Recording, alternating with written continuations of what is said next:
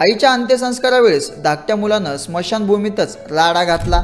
कारण काय होतं तर आईच्या चांदीच्या बांगड्या। राजस्थानच्या लिलकावासकी धनी गावातल्या गिरीधर लाल आणि ओमप्रकाश यांच्या आई भूरी देवी यांच्या मृत्यूनंतर अंत्यसंस्कार करण्यासाठी सगळे कुटुंब स्मशानभूमीत आले होतं।